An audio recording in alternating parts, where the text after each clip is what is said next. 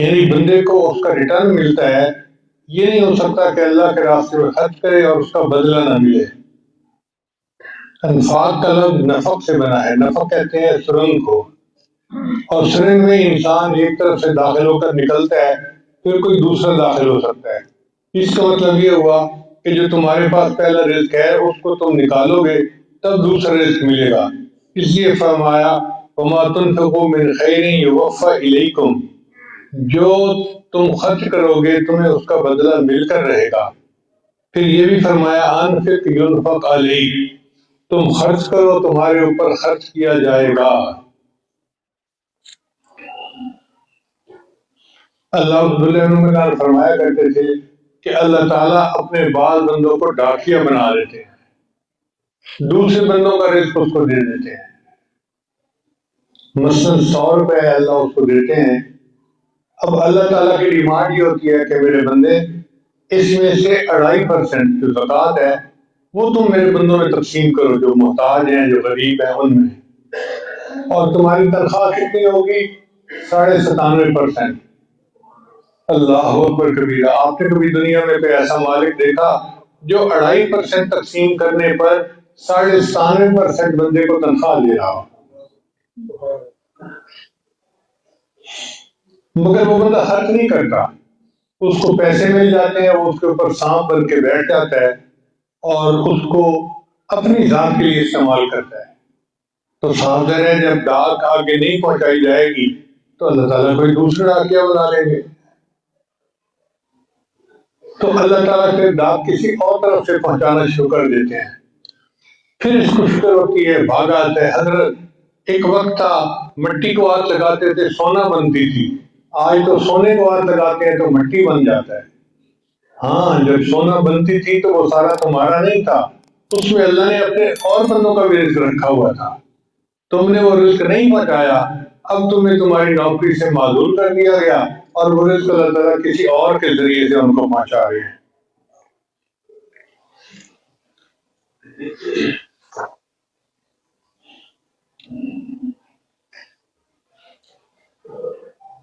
رابعہ بصری کے پاس ایک مرتبہ مہمان آئے تو 10 مہمان تھے.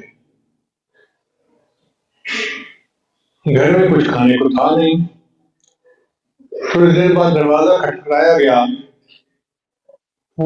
خادمہ نے جا کے پوچھا کہ یہ کوئی روٹیاں لے کے آیا ہے. اور پوچھا گلو کتنی روٹیاں ہیں؟ کہ یہ 9 روٹیاں ہیں.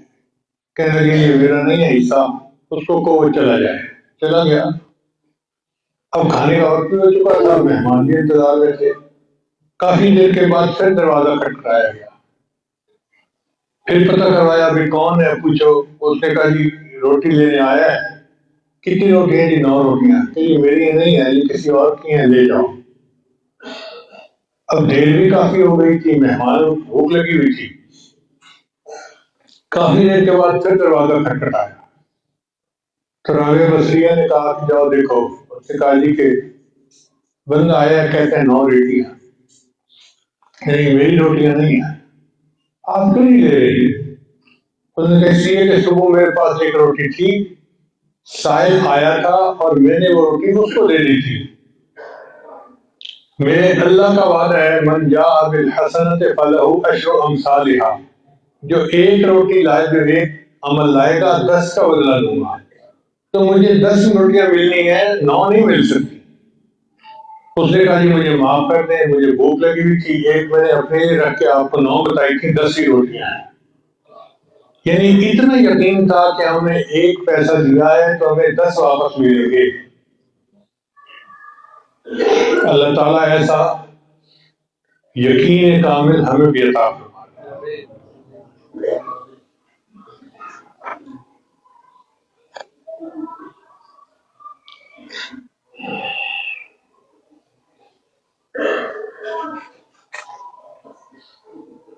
چوتھا عمل ہے دین کی خاطر ہجرت کرنا.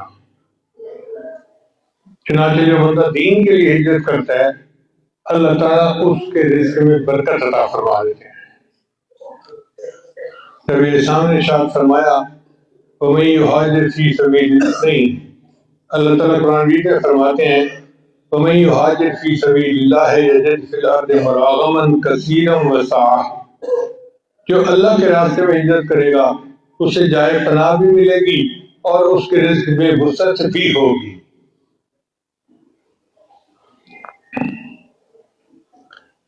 پانچویں کنجی ہے تقوی اختیار کرنا۔ اللہ تعالیٰ قرآن مجید میں فرماتے ہیں وَلَوْ أَنَّ أَهْلَ الْقُرَىٰ آمَنُوا وَاتَّقَوْا، اگر بستی دیسوں والے ایمان لاتے اور تقوی کو اختیار کرتے لَفَتَحْنَا عَلَيْهِمْ بَرَكَاتٍ مِّنَ السَّمَاءِ، ہم ان پر آسمان سے برکتوں کے دروازے کھول دیتے۔ تو تقوی ہے جس کی وجہ سے ہمیشہ برکتیں نازل ہوتی ہیں۔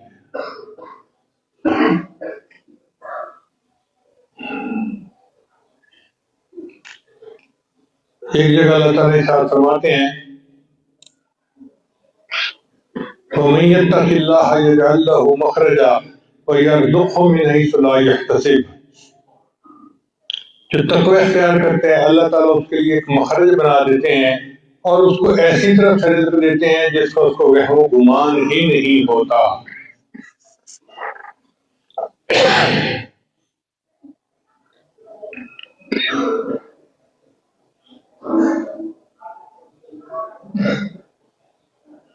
سفیان ثوری رحمۃ اللہ فرمایا کرتے تھے اتق اللہ فما رأیت تقیا محتاجا، تقوی اختیار کرو میں نے کسی متقی کو کبھی محتاج نہیں دیکھا۔ پی ایچ ڈی ڈاکٹر جو دنیا کے پڑھے لکھے ہوتے ہیں ہم نے ان کو محتاج دیکھا ہے، ہم نے ان کو در بدر ٹھوکریں کھاتے دیکھا ہے، لیکن ہم نے کبھی کسی متقی بندے کو محتاج نہیں دیکھا، اس لیے کہ اللہ ان کے لیے رزق کے دروازے کھول دیتا ہے۔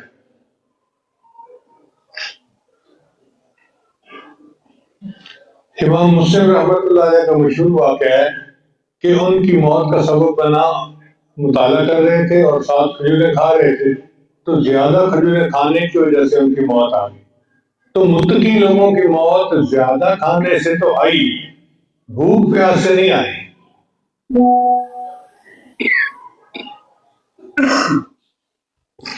اگلی کنجی ریسپی ہے کثرت عبادت۔ نبی اسلام نے ارشاد فرمایا یا ابن آدم، اے ابن آدم تفرغ لعبادتی، حدیث قدسی اللہ فرماتے ہیں اے ابن آدم میری عبادت کے لیے فارغ ہو جا، املا صدر کا غنا، میں تیرے سینے کو غنا سے بھر دوں گا، واسد فقر کا، اور تیرے فقر کو بند کر دوں گا، ختم کر دوں گا۔ تو کثرت عبادت سے اللہ تعالیٰ رزق میں فراخی دے دیتے ہیں اور فقر فاخر کو ختم کر دیتے ہیں۔ دیکھیے ایک ہوتا ہے عام گھوڑا، وہ 20-25 ہزار کا مل جاتا ہے، اور ایک ہوتا ہے دوڑ میں فرسٹ آنے والا گھوڑا، وہ لاکھوں کروڑوں کا بکتا ہے۔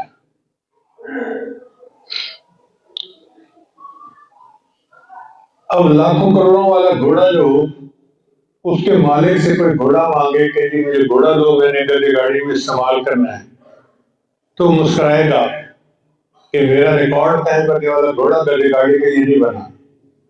اسی طرح جو تقوی اختیار کرنے والا بندہ ہوتا ہے وہ دوڑنے والے گھوڑے کی مانند ہوتا ہے، اللہ تعالیٰ اس کو دنیا کی گدا گاڑی میں استعمال نہیں فرماتے، اللہ تعالیٰ اس کو رزق عطا فرما دیتے ہیں۔ پھر ساتویں کنجی رزق کی کثرت سے عمرہ کرنا، حج کرنا۔ نبی اسلام نے فرمایا وما امعر حاج قط، کثرت سے حج اور عمرہ کرنے والا محتاج نہیں ہوتا، یعنی حج اور عمرہ کی وجہ سے اللہ تعالیٰ رزق میں برکت دے دیتے ہیں اور بندہ محتاج نہیں ہوتا۔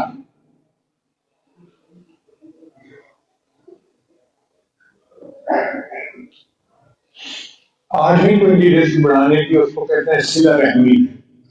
صلہ رحمی کا مطلب ہوتا ہے اپنے رشتہ داروں کے ساتھ اس سے سلوک کرنا، اچھا تعلق رکھنا۔ ابو ہریرہ روایت کرتے ہیں کہ نبی صاحب نے ارشاد فرمایا من احب ان یزاد فی عمرہ ویزاد فی رزقہ فلیصل رحمہ، بخاری شریف کی روایت ہے کہ جو بندہ چاہے کہ میری عمر زیادہ ہو اور میرا رزق زیادہ ہو، اس کو چاہیے کہ رشتہ دار کے ساتھ اچھا سلوک روا رکھے۔ آج رزق کی تنگی کا شکوہ تو کرتے ہیں، بھائی بہن سے نہیں بولتا، بہن بھائی سے نہیں بولتی،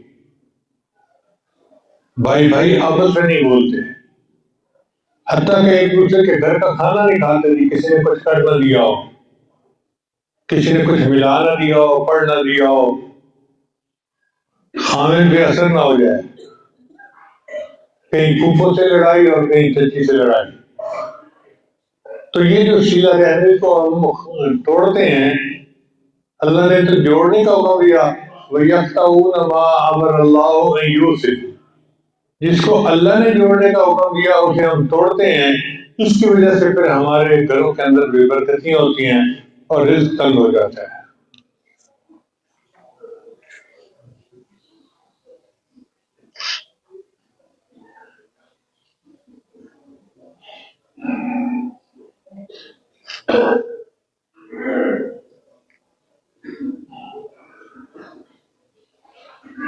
ترمذی شریف کی روایت ہے، من سرہ ان یمد لہ فی عمرہ، جسے یہ بات اچھی لگے کہ اس کی عمر بڑی ہو، ویوسع لہ فی رزقہ، اور اس کے رزق کو اللہ تعالیٰ کھلا کر دے، وتدفع عنہ میتۃ السوء، اور اسے بری موت سے اللہ بچا لے، اسے چاہیے کہ وہ اللہ سے ڈرے اور صلہ رحمی کرے، یعنی تقوی اختیار کرے اور صلہ رحمی کرے، اللہ بری موت سے بھی نجات عطا فرمائیں گے اور اس کے رزق میں برکتیں بھی عطا فرمائیں گے۔ پھر رزق کی جو نویں پنجی ہے وہ ہے کمزوروں کے ساتھ اس سے سلوک۔ ہر بندہ صحت مند نہیں ہوتا کہ کما سکے، کئی دفعہ لوگ کمزور ہوتے ہیں، بیمار ہوتے ہیں، تو ان کا بوجھ اٹھانا پڑتا ہے۔ آج کل کے نوجوانوں کو ماں باپ بوڑھے ہیں تو ان کا بوجھ اٹھانا مشکل لگتا ہے۔ بیوی کہتی ہے جی کہ میرا خاوند کی کمائی ہے تو ماں باپ پہ خرچ کیوں کرے؟ بھائی ہمیں مل ہی ماں باپ کی وجہ سے رہا ہے۔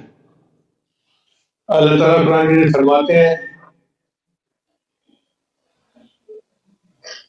وَلَوْ يُؤَاخِذُ اللَّهُ النَّاسَ بِمَا كَسَبُوا مَا تَرَكَ عَلَى ظَهْرِهَا مِن دَابَّةٍ، اگر اللہ تعالیٰ عملوں کے اوپر پکڑ فرماتے تو زمین کے اوپر کوئی جاندار باقی نہ بچتا۔ ہمارے عملوں کے منحصر ہوتا تو دنیا میں کوئی جاندار بھی زندہ نہ رہتا۔ اب اللہ ہمیں رزق کیوں دیتے ہیں کہ ہم آگے کمزوروں کا بوجھ اٹھاتے ہیں۔ اس لیے یہ جو ہوتا ہے نا دوسروں پہ خرچ کرنا اور اللہ کے لیے خرچ کرنا، اس سے انسان کے رزق میں برکتیں آتی ہیں۔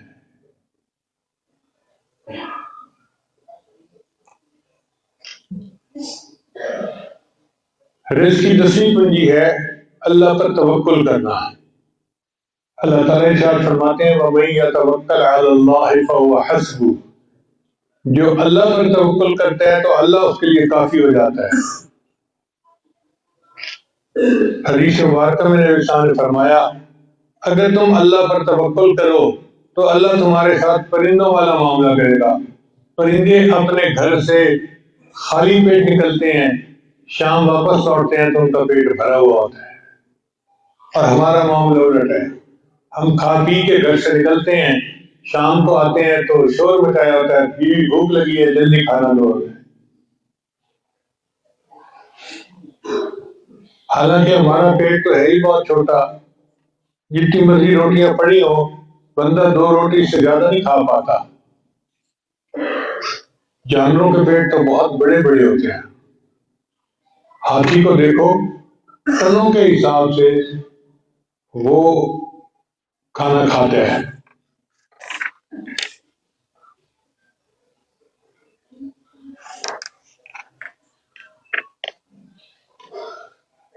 ایک جانور ہے دریائی گھوڑا، اس کو ہپو کہتے ہیں۔ میں نے جب بھی کہیں جنگل میں ہپو دیکھا اس کو کھاتا ہوا دیکھا، ایسے لگتا ہے کہ وہ سارا کا سارا پیٹ ہے اور اللہ نے پیٹ پر 4 ٹانگیں لگا دی ہیں۔ ایک مچھلی ہے بلو ویل، اس کے بارے میں کتابوں میں لکھا ہے کہ اس کا روزانہ وزن 200 پاؤنڈ بڑھتا ہے۔ انسان کا وزن 200 پاؤنڈ نہیں ہوتا۔ اب جس کا وزن 200 پاؤنڈ روزانہ بڑھتا ہو، اس کو کتنا اللہ رزق دیتے ہوں گے؟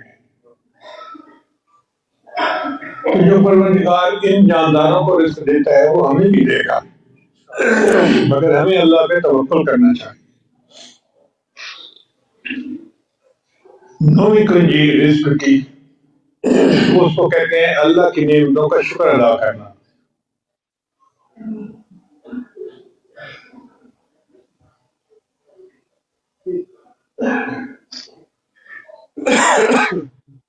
اللہ تعالیٰ ارشاد فرماتے ہیں لئن شکرتم لأزیدنکم، اگر تم شکر ادا کرو گے تو ہم اپنی نعمتیں تمہیں اور زیادہ عطا فرمائیں گے۔ تو اللہ تعالیٰ سے نعمتیں بڑھوانے کا ایک بہترین طریقہ نعمتوں کا شکر ادا کرنا۔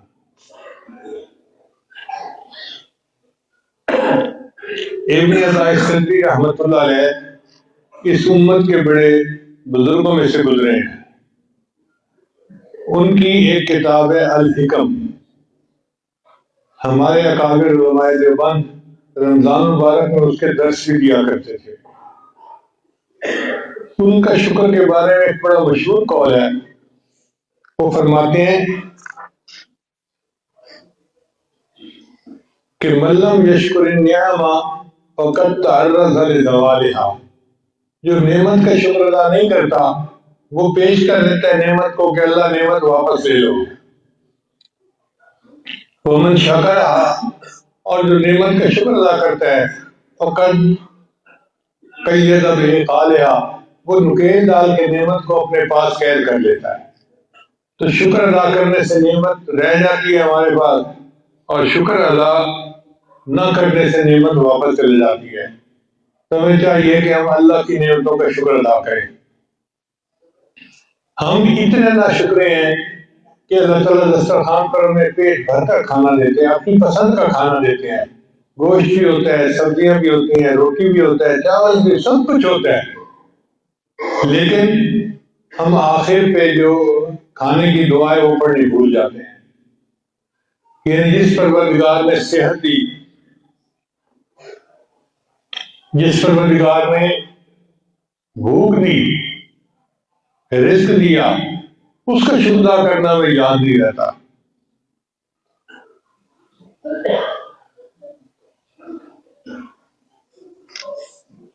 رزق کی اگلی کنجی ہے، 12ویں کنجی ہے اہل خانہ کو سلام کرنا۔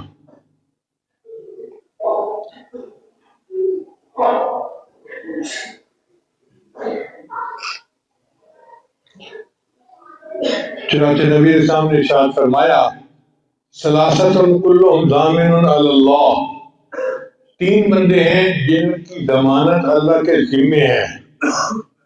ان عاش رزق، اگر وہ زندہ رہے گا تو اس کو اللہ رزق دے گا، وکفا، جو اس کے لیے کافی ہوگا، وَإِن مَاتَ دَخَلَ الْجَنَّةَ، اور اگر وہ مر جائے گا تو اللہ اس کو جنت عطا فرمائے گا۔ کون بندے ہیں؟ رجل دخل بیتہ بسلام فهو ضامن علی اللہ، وہ بندہ جو گھر داخل ہو اور اہل خانہ کو سلام کرے۔ اب یہ کتنا آسان طریقہ ہے کہ انسان مسکراتے چہرے کے ساتھ گھر جائے اور اہل خانہ کو سلام کرے، اس کی وجہ سے اللہ تعالیٰ رزق میں برکتیں عطا فرما دیتے ہیں۔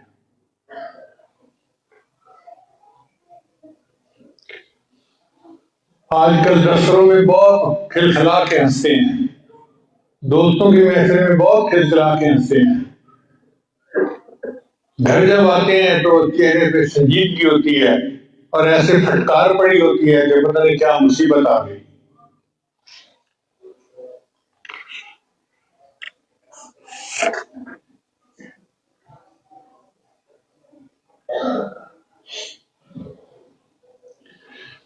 تیرہویں کنجی ہے والدین کی فرما برداری۔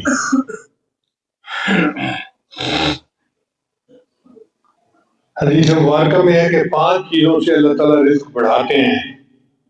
ایک صدقہ پر مداومت، یعنی جو بندہ اللہ کے راستے میں صدقہ نکالتا رہے اس پر رزق کی فراخی فرماتے ہیں۔ دوسرا صلہ رحمی جو رشتے ناطے جوڑے اس کو، تیسرا جہاد کرے، چوتھا جو ہمیشہ بابوضو رہے، اور پانچواں جو والدین کی فرما برداری کرے۔ اب آپ دیکھیے کتنا آسان طریقہ ہے رزق میں برکتیں حاصل کرنے کا کہ ہم اپنے والدین کی فرما برداری کریں، ان کی خدمت کریں، اللہ تعالیٰ ہمارے رزق میں برکت دے گے۔ مگر اس بات کرنے سے بیویاں پریشان نہ ہو کہ جی ماں باپ کی خدمت کرے گا تو ہمارا کیا بنے گا۔ آپ کے اپنے حقوق ہیں، ماں باپ کے اپنے حقوق ہیں۔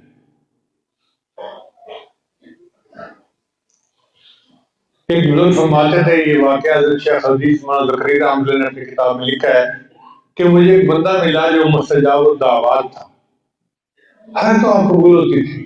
وہ فرماتے ہیں میں بڑا حیران ہوا کہ یہ بندہ مستجاب الدعوات ہے، تو میں نے اسے کہا بھائی میں 3 دن آپ کے گھر رہنا چاہتا ہوں۔ میں کہا ٹھیک ہے، وہ اپنے گھر لے گیا۔ کہتے ہیں میں اس کے گھر گیا تو میں نے دیکھا کہ 2 سور بندھے ہوئے تھے، وہ پہلے سوروں کو ڈالتا کھانا اور بعد میں خود کھاتا، اور کوئی اتنا خاص عمل اس کا تھا نہیں، کوئی بڑا تہجد گزار وظیفے باز نہیں تھا۔ کہتے ہیں کہ 3 دن جو ہے میں نے اس کو دیکھا تو پھر میں نے اس کو کہہ ہی دیا بھئی میں تو آیا تھا دیکھنے کے لیے کہ آپ مستجاب الدعوات کیسے بنے، آپ مجھے خود ہی بتا دیں۔ اس نے کہا میں ایک عام سا آدمی ہوں، یہ جو سور بندھے ہوئے ہیں نا یہ میرے ماں باپ ہیں۔ انہوں نے صحابہ کرام کے بارے میں کوئی ایسی بد کلامی کی کہ اللہ کو غصہ آیا، اللہ نے ان کی شکلیں بگاڑ کے رکھ دی، ان کو جانور بنا دیا۔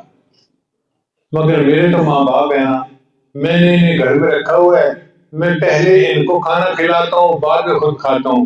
میرا یہ عمل اللہ کو اتنا پسند آیا کہ اللہ نے مجھے مستجاب الدعوات بنا دیا۔ تو اگر ایسے ماں باپ کی خدمت سے بھی اللہ تعالیٰ رزق دیتے ہیں تو جو نیک ماں باپ کی خدمت کرے گا پھر اللہ اس کو کتنا رزق میں برکتیں عطا فرمائے گا۔ اللہ فرماتے ہیں وَصَاحِبْهُمَا فِي الدُّنْيَا مَعْرُوفًا، یعنی ماں باپ اگر مشرک بھی ہوں تو بھی دنیا میں تو ان کے ساتھ اچھی زندگی گزارو۔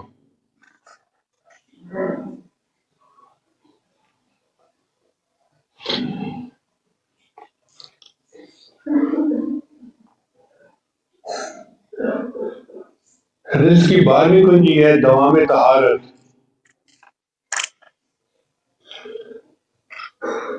حدیث مبارکہ میں آتا ہے شکا بعض الصحابۃ التی النبی صلی اللہ علیہ وسلم الفاقہ، بعض صحابہ نے نبی علیہ السلام سے فاقہ کی شکایت کی، فقال نبی علیہ السلام نے ارشاد فرمایا دم علی الطہارۃ، تم ہر وقت باوضو رہا کرو، یوسع علیک الرزق، اللہ تعالیٰ تمہارے رزق کو وسیع کر دیں گے۔ اب یہ کتنا آسان عمل ہے ہر وقت باوضو رہنا۔ بھئی جس طرح ہر وقت بے وضو رہنا ایک عادت ہے، ہر وقت باوضو رہنا بھی عادت بن سکتی ہے۔ جب وضو ٹوٹا پھر وضو کر لیا، جب وضو ٹوٹا پھر وضو کر لیا، جب وضو ٹوٹا پھر وضو کر لیا۔ اب ہر وقت باوضو رہنے سے اللہ تعالیٰ رزق میں برکت دیں گے۔ ہم چاہتے ہیں جی کہ ہمیں کوئی ایسی بات بتائیں کہ جو آسان بھی ہو اور ہم کر بھی سکیں، اس سے اور کیا آسان ہو۔ یہ نبی علیہ السلام کا امت کے اوپر احسان ہے کہ اللہ کے محبوب صلی اللہ علیہ وسلم نے ہمیں ایسے طریقے بتائے کہ آسانی کے ساتھ انسان کے رزق میں برکتیں ہو جاتی ہیں۔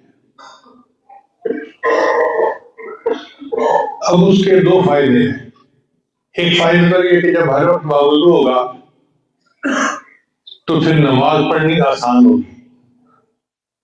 ہمارے کچھ ڈاکٹر ہیں وہ کڈنی کا آپریشن کرتے ہیں 9 گھنٹے کا، کہتے ہیں کہ میری نماز کبھی قضا نہیں ہوتی۔ میں آپریشن کر رہا ہوتا ہوں اور میں آپریشن کو ایسی جگہ پہ پہنچا دیتا ہوں کہ میں باقی ڈاکٹروں کو کہتا ہوں کہ تم یہ کام کرو اور میں ابھی تمہارے ساتھ مل جاتا ہوں۔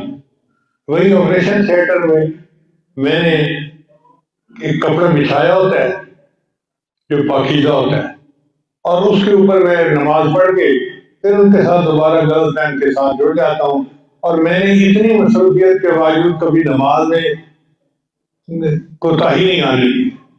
اب اگر اتنا مصروف بندہ بھی نماز پڑھتا ہے تو پھر ہم کیسے کہہ سکتے ہیں جی کہ عورتیں بہانے کرتے ہیں جی وضو نہیں ہے، مرد بہانے کرتے ہیں جی ابھی وضو نہیں ہے کیا کریں۔ بھائی باوضو رہنے کی ہی عادت ڈالیں۔ اور اس کا ایک فائدہ اور بھی ہے،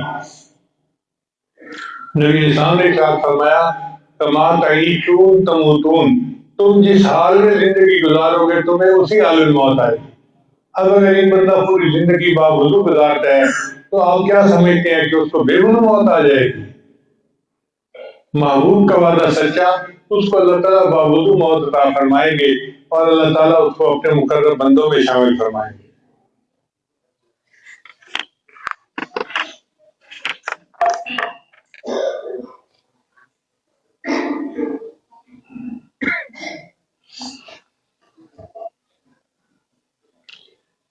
پندرہویں کنجی ہے چاشت کی نماز ادا کرنا۔ چاشت کی نماز کہتے ہیں جب سورج اتنا بلند ہو جائے کہ پاؤں جلنے لگ جائیں، دن کے 10-11 بجے کا وقت، یہ چاشت کا وقت ہوتا ہے، اس وقت کی نماز میں برکتیں ہوتی ہیں۔ چنانچہ ہمارے اکابر جب رزق کی تلاش میں گھر سے نکلا کرتے تھے تو ان کی بیویاں مصلے پہ بیٹھ کے اپنے خاوند کے لیے دعا کرتی تھیں کہ اللہ ہمارے خاوند کے رزق میں برکتیں عطا فرما۔ اور آج خاوند دفتر جا رہا ہوتا ہے اور بیوی سوئی پڑی ہوتی ہے، اس لیے کہ اس نے تو اٹھنا ہی زور کے وقت ہوتا ہے، تو پھر وہ چاشت کی برکتیں کیسے حاصل ہوں؟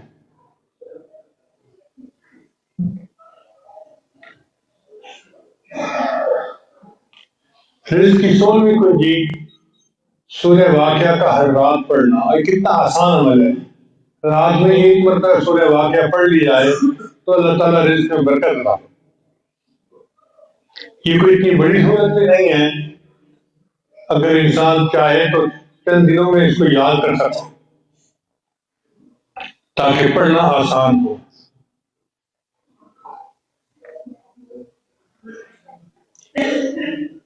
حضرت عبداللہ بن مسعود جانا بیمار ہوئے تو ان کی بیمار پرسی کے لیے عثمان غنی لانو تشریف لائے۔ عثمان غنی لانو کو اللہ نے بہت مال دیا ہوا تھا، تو انہوں نے پوچھا اللہ کا حاجہ کیا آپ کو کسی چیز کی ضرورت ہے؟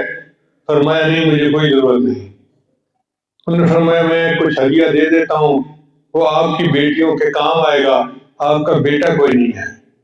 عبداللہ بن مسعود نے فرمایا کہ نہیں، میں نے اپنی بیٹیوں کو سورہ واقعہ سکھائی ہے، وہ ہر رات اس کو سونے سے پہلے پڑھتی ہیں، اللہ ان کو فاقے سے بچائے گی۔ اتنا یقین تھا کہ چونکہ میری بیٹیاں سورہ واقعہ پڑھتی ہیں تو اللہ تعالیٰ ان کو فاقے سے محفوظ فرمائے گے۔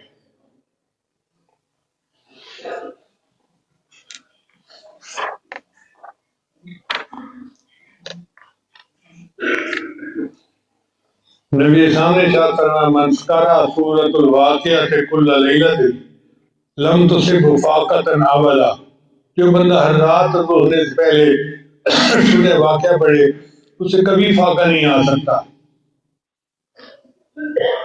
کتنا آسان عمل ہے جس کو کر سے ہم فاقے سے بچ سکتے ہیں۔ اور 17واں عمل ہے دعا کرنا۔ دعا جو ہے نا یہ تمام پریشانیوں کا حل ہے۔ حدیث مبارکہ میں ہے کہ ایک صحابی نبی السلام کی خدمت میں حاضر ہوئے، عرض کی ہے اللہ کے حبیب صلی اللہ علیہ وسلم میں مقروض ہوں، قرضے میں ڈوب گیا ہوں، مجھے کوئی دعا بتا دیجیے۔ نبی السلام نے فرمایا یہ دعا پڑھو اللہم انی اعوذ بک من الہم والحزن واعوذ بک من العجز والکسل واعوذ بک من الجبن والبخل واعوذ بک من غلبۃ الدین وقہر الرجال۔ وہ صحابی کرتے ہیں کہ فقلت ذالک فاذهب اللہ عز وجل ہمی وقضى عنی دینی، میں نے اس دعا کو پڑھنا شروع کر دیا، اللہ نے میری پریشانی دور کر دی اور میرے قرضے کو بھی اتروا دیا۔ ہم بھی اس دعا کو پڑھنا اپنا معمول بنا سکتے ہیں۔ یہ دعا اور یہ رزق کی 17 کنجیاں تھیں جو آج آپ کے سامنے بیان کی گئی۔ اب ان کو غور سے ذہن میں، ان کو اچھی طرح ذہن میں یاد کر لیجئے اور اس پر عمل کرنا شروع کر دیجئے۔ اللہ رب العزت ہمیں رزق کی فراخی عطا فرمائے اور دنیا کی پریشانیوں سے ہمیں بچائے اور دنیا کی گاڑی میں استعمال ہونے سے ہمیں محفوظ فرمائے۔ آج چونکہ بجٹ کی رات ہے، اس لیے آج کی رات میں دعائیں کرنا آسان ہے۔ انشاءاللہ حضرت شیخ حدیث صاحب دعا فرمائیں گے، آپ حضرات بہت توجہ کے ساتھ دعا مانگیے گا، اپنے لیے بھی، رشتہ داروں کے لیے بھی، امت کے لیے بھی، ملک کے لیے بھی، سب کے لیے دعا مانگیے گا، تبدیل فرمائے اور بد امنی کو امن میں۔ یہ ہمارے اکابر علماء کام کر رہے ہیں، اللہ ان کی جان کی حفاظت فرمائے۔ حضرت مولانا فضل الرحمان دامت برکاتہم العالیہ اس وقت کے گویا مجدد ہیں، ان کی وجہ سے مدارس کی حفاظت ہے اور دین کی حفاظت ہے۔ اللہ تعالیٰ ان کی زندگی میں برکتیں عطا فرمائیں، اور جن مقاصد کو لے کر وہ کھڑے ہیں اللہ ان کو اس میں کامیاب فرمائے۔ ہم اس ہر معاملے میں ان کے ساتھ ہیں۔ وآخر دعوانا ان الحمد للہ رب العالمین۔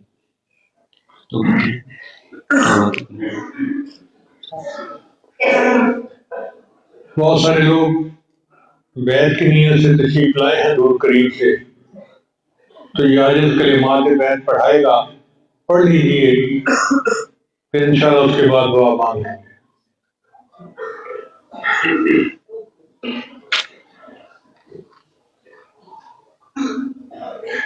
پڑھیے بسم اللہ الرحمن الرحیم۔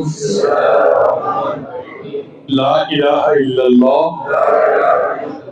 محمد الرسول اللہ، آمنت باللہ وملائکتہ وکتبہ ورسلہ والیوم الآخر والقدر خیرہ وشرہ من اللہ تعالی والبعث بعد الموت، آمنت باللہ کما ہوا باسمائہ وصفاتہ وقبلت جمیع احکامہ اقرار باللسان وتصدیق بالقلب، اشہد ان لا الہ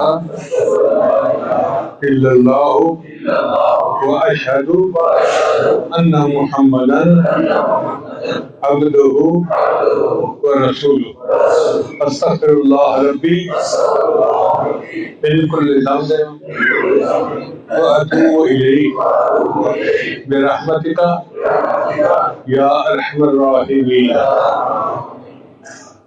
ان کلمات کو پڑھنے سے بیعت ہو چکے ہیں، چند معمولات ہیں، اگر پابندی سے کریں گے تو اللہ تعالیٰ دل کو منور کریں گے۔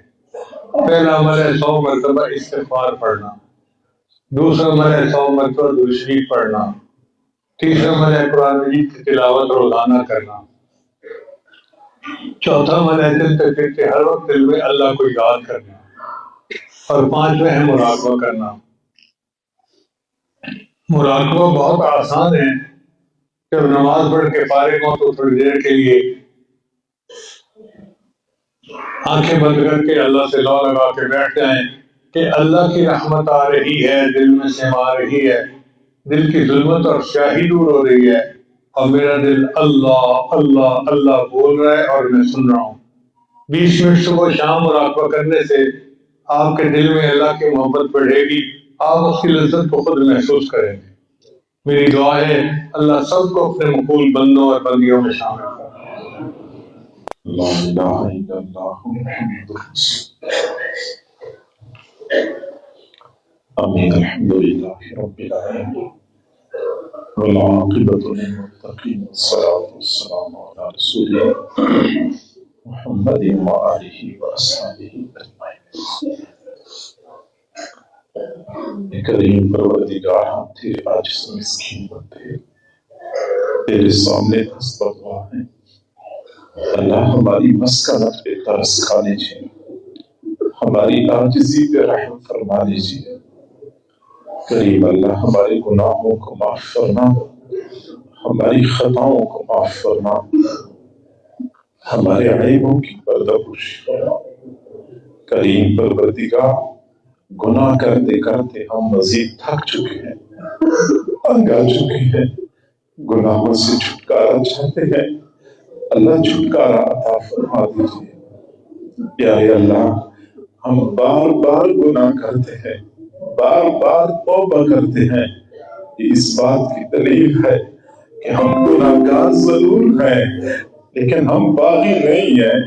پیارے اللہ، بغاوت نہیں کرتے، ہم سے گناہ ہو جاتے ہیں لیکن ہمارے دلوں کا حال تو جانتا ہے، ہمیں بعد میں ندامت ضرور ہوتی ہے۔ کریم پروردگار، بغاوت نہیں کر رہے، گناہوں سے چھٹکارا عطا فرما دیجئے، ہماری نگاہوں کو پاک فرما، دل و دماغ کے خیالات کو درست فرما۔ کریم اللہ، اے رحیم اللہ، اے حنان و منان پروردگار، اے ہمارے پیارے پروردگار، دنیا میں نیک لوگ اپنی دعاؤں کی قبولیت کے لیے نیک اعمال کا وسیلہ پیش کرتے ہیں، ہمیں تو اپنی جھولیوں میں گناہوں کے سوا کچھ بھی نظر نہیں آتا، گناہ ہی گناہ ہے، کالے کرتوت ہے، سیاہ کارنامے ہے۔ یعنی اللہ، اپنی بے کسی و بے چارگی پیش کرتے ہیں، ہماری بے کسی پہ ترس کھا لیجیے، ہماری بے چارگی پہ رحم فرما لیجیے۔ پیارے پروردگار، اندھیری رات کا وقت ہے، دنیا کے بادشاہوں نے اپنے دروازے بند کر رکھے ہیں، تیرا در اب بھی کھلا ہے، تیرے چند فقیر بندے تجھے منانے کے لیے جمع ہو چکے ہیں، سب کو اپنی رضا نصیب فرما۔ پیارے اللہ، دور قریب سے لوگ چل کے آئے ہیں، کچھ امیدیں لے کے آئے ہیں، کچھ تمنائیں لے کے آئے ہیں، تیری رحمتوں کی امید پہ آئے ہیں، اللہ ان کو مایوس نہ فرما، رحمتوں سے مایوس نہ فرما۔ پیارے اللہ، بنی اسرائیل میں 100 بندوں کا قاتل جو نیکوں کی بستی کی طرف چل پڑا تھا، ابھی پہنچا بھی نہیں تھا، موت آ گئی، تو نے مغفرت کا فیصلہ فرما دیا۔ اللہ، ہم تو نیکوں کی بستی میں پہنچ چکے ہیں، تو نے ہمیں نیکوں کے قدموں میں پہنچا دیا ہے۔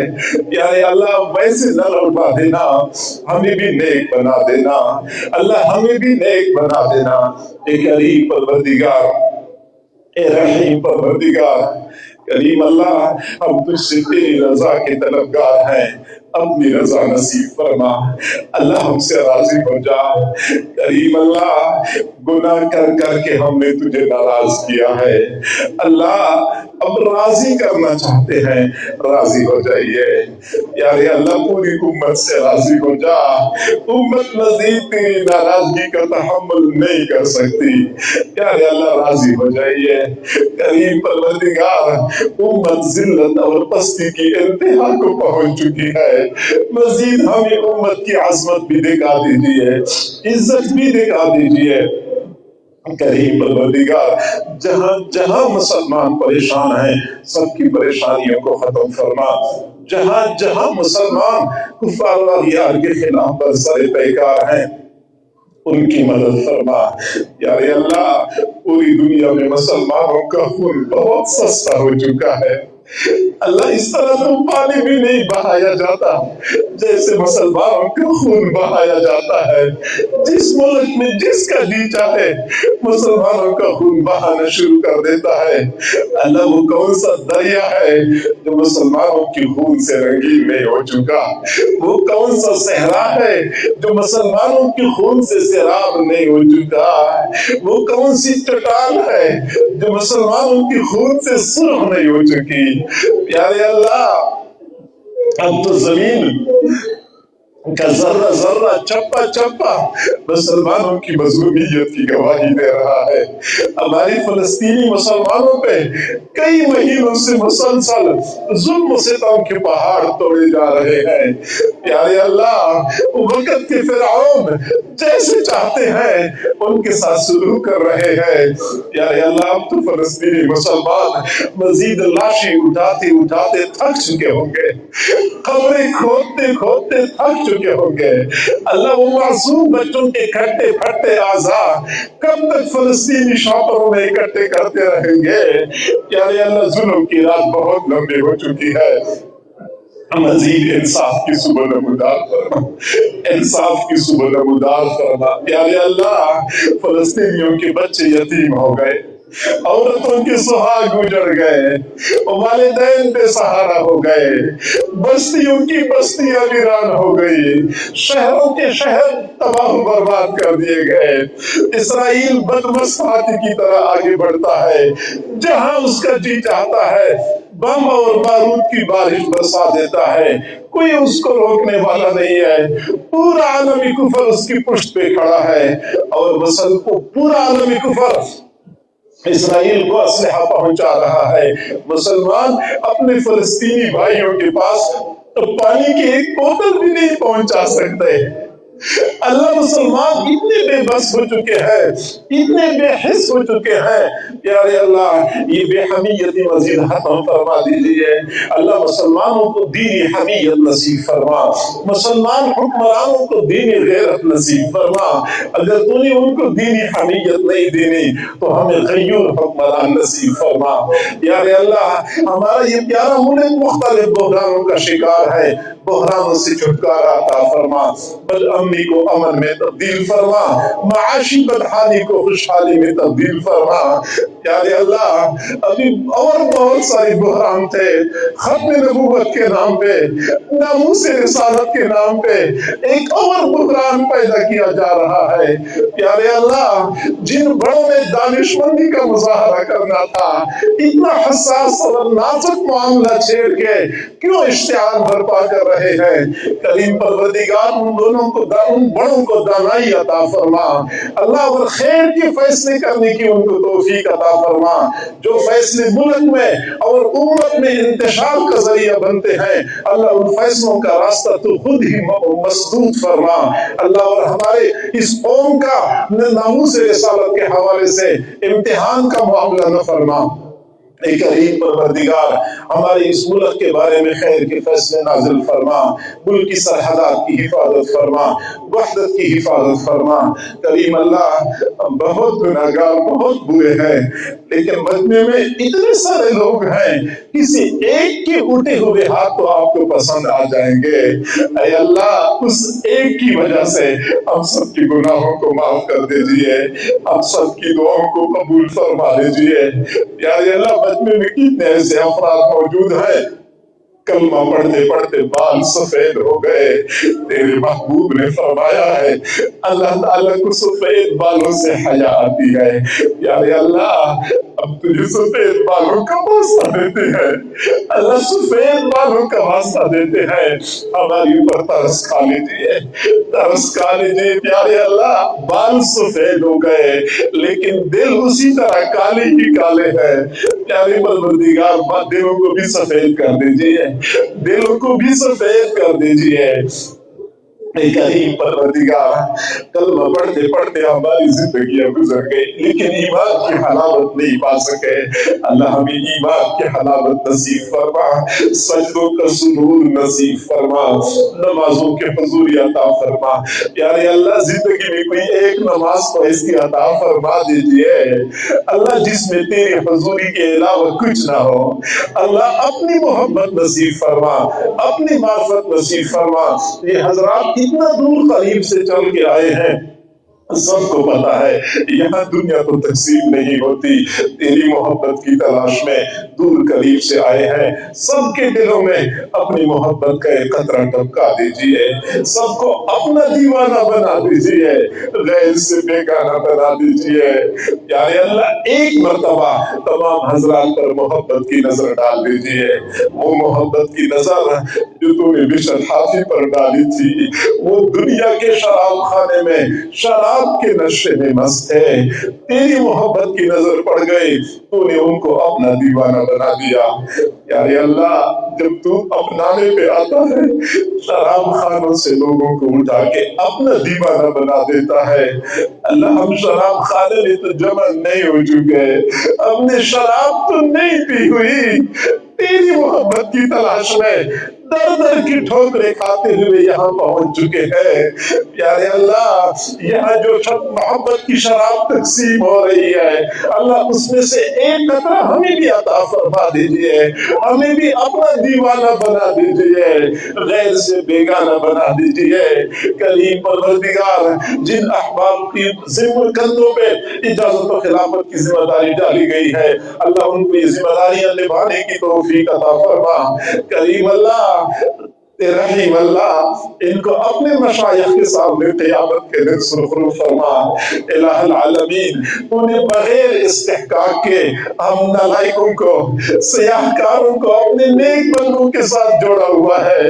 اللہ، یہی نسبت ہمارا سرمایہ ہے، ہمارے پاس اور کچھ بھی نہیں ہے، یہی نسبت سرمایہ ہے۔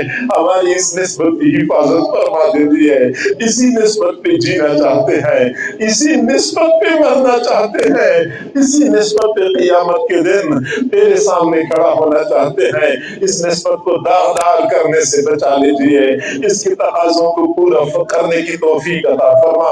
پیارے پروردگار، جتنے حضرات موجود ہیں، خواتین دعاؤں پر آمین کہہ رہی ہیں، دور بیٹھے لوگ دعاؤں پر آمین کہہ رہے ہیں۔ اللہ، یہ رات جو اگلے پورے سال کے فیصلوں کی رات ہے، ہم سب کے لیے اللہ خیر کے فیصلے نازل فرما دیجیے، پوری امت کے بارے میں خیر کے فیصلے نازل فرما۔ رزق کے حوالے سے، صحت کے حوالے سے، راحت کے حوالے سے، عافیت کے حوالے سے، ہمارے بارے میں، سارے سامعین کے بارے میں خیر کے فیصلے نازل فرما۔ اللہ، آزمائشوں سے بچا لیجیے، اگلا سال ہمارے لیے آزمائشوں والا سال نہ بنا، راحت والا سال بنا۔ آزمائشوں سے بچا لیجیے، فتنوں سے بچا لیجیے، پریشانیوں سے بچا لیجیے، امتحانات سے بچا لیجیے۔ اللہ، جو لوگ جو تمنائیں دلوں میں رکھتے ہیں، سب کی نیک تمناؤں کو پورا فرما۔ اللہ، وہ سب کچھ عطا فرما جو ان کی چاہت ہے یا ان کی ضرورت ہے۔ پیارے اللہ، ہمارے حضرت دعوت برکاتہ العالیہ کا سایہ ہم سب پر تا دیر قائم دائم فرما، ہمیں ان کے سائے سے محروم نہ فرما۔ یا اللہ، ان کی سائے سے محروم نہ فرما۔ اے اللہ، ہماری یہ ساری بہاریں، یہ ساری رونقیں ان کی ذات کے ساتھ وابستہ ہے۔ پیارے اللہ، ان رونقوں کو دوام عطا فرما دیجیے، ان بہاروں کو دوام عطا فرما دیجیے۔ پیارے اللہ، خزاں کی ہواؤں سے بچا لیجیے، اللہ خزاں کی ہواؤں سے بچا لیجیے۔ پیارے اللہ، ہمارے حضرت جی کے صاحبزادگان اور جملہ اہل و عیال سب کو اپنے محبوب بندوں میں شامل فرما۔ صاحبزادوں کو اپنے والدین کے لیے خوشیوں کا ذریعہ بنا، والدین کو اپنی اولاد کے دکھوں سے محفوظ فرما، غموں سے محفوظ فرما، پورے خاندان پر اپنی خصوصی رحمت نازل فرما۔ نئی نسلوں کو اپنے بڑوں کے نقش قدم پہ چلنے کی توفیق عطا فرما، نئی نسلوں کو تمام تر شرور اور فتنوں سے معمون و محفوظ فرما۔ ہماری ان دعاؤں کو اپنی رحمت سے قبول و منظور فرما۔ جن احباب کے، جن سامعین کے والدین عزیز و اقارب فوت ہو چکے ہیں، سب کی مغفرت فرما۔ جن کے رشتوں کے مسائل ہیں، اللہ رشتوں کے مسائل کو حل فرما دیجئے۔ یہ اگلا سال اللہ مالی مشکلات کو حل کرنے کا سال بنا دیجئے، رشتوں کے مسائل کے حل ہونے کا سال بنا دیجئے، صحت کے مسائل کے حل ہونے کا سال بنا دیجئے۔ ہماری ان دعاؤں کو اپنی رحمت سے قبول و منظور فرما۔ صلی اللہ تعالی علی خیر خلقہ